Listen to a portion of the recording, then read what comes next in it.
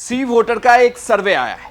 इस सर्वे में अभी भी तेजस्वी यादव नंबर 1 है। हालांकि पिछले सर्वे के मुकाबले इस बार तेजस्वी यादव का ग्राफ गिरा है, लेकिन फिर भी सीएम के चेहरे के तौर पर बिहार में पहली पसंद सी वोटर के सर्वे में तेजस्वी यादव बने हुए हैं।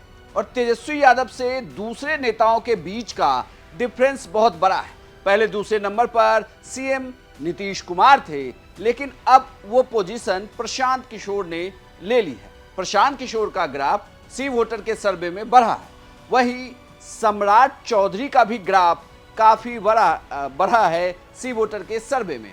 इतना ही नहीं, चिराग पासवान के ग्राफ में भी बढ़ोतरी है, लेकिन तेजस्वी यादव का ग्राफ गिरा है। लेकिन अगर आप देखें तो दूसरे और तीसरे इन दोनों को भी आप जोड़ दें, तब भी उनसे आगे तेजस्वी यादव सीएम चेहरे के तौर पर अभी भी बने हुए हैं, भले ही ग्राफ गिर रहा हो।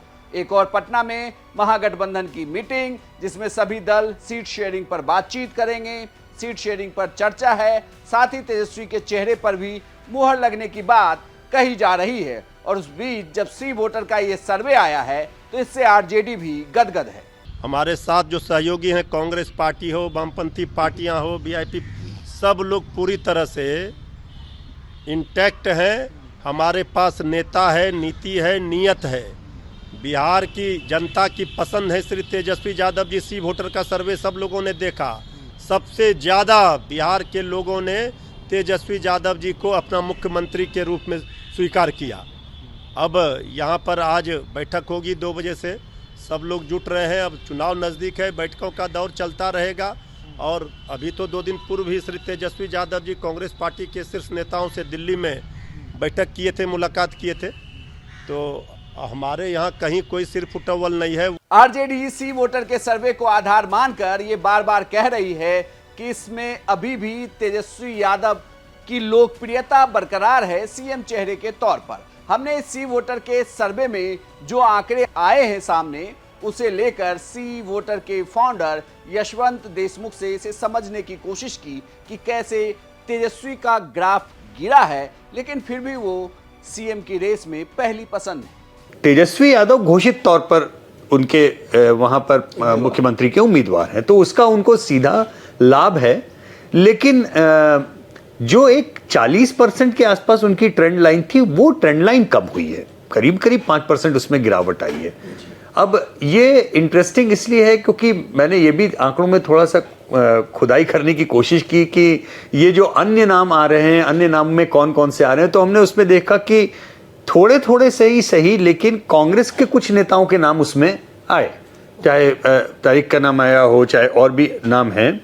और 2% के आसपास तारिक अनवर ट्रेंड कर रहे थे, 1% के आसपास आपने देखा अभी, और वो है शकील अहमद हैं। तो अप्रॉक्सीमेटली 4% के आसपास अगर आप देखें तो कांग्रेसी नेताओं के भी नाम आते हैं। अब ये नाम कंसोलिडेट कांग्रेस को ही अपनी ओर से नाम दे तो हो सकता है कि वो 4% कंसोलिडेटेड उनकी तरफ आने लगे। नहीं दिया है इसलिए वो भी बिखरा हुआ है।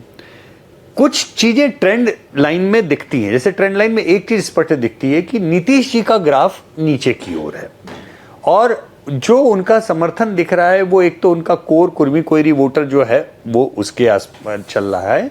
और चूंकि भाजपा का एक मतदाता भाजपा का कोई चेहरा या नाम प्रोजेक्ट नहीं किया था, इसलिए एनडीए के नाते उनके नाम पे हामी भरता है।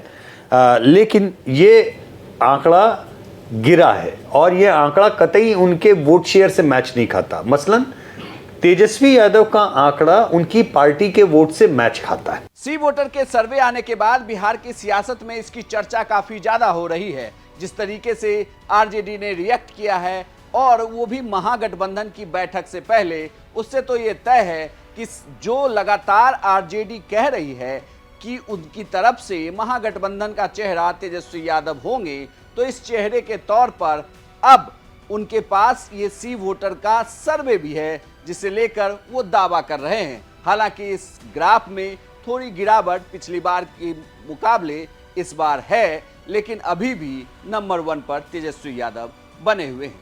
आपको यह जानकारी कैसी लगी, हमें कमेंट बॉक्स में लिखकर जरूर बताइएगा। और बिहार की तमाम खबरों के लिए देखते रहिए सिर्फ बिहार तक।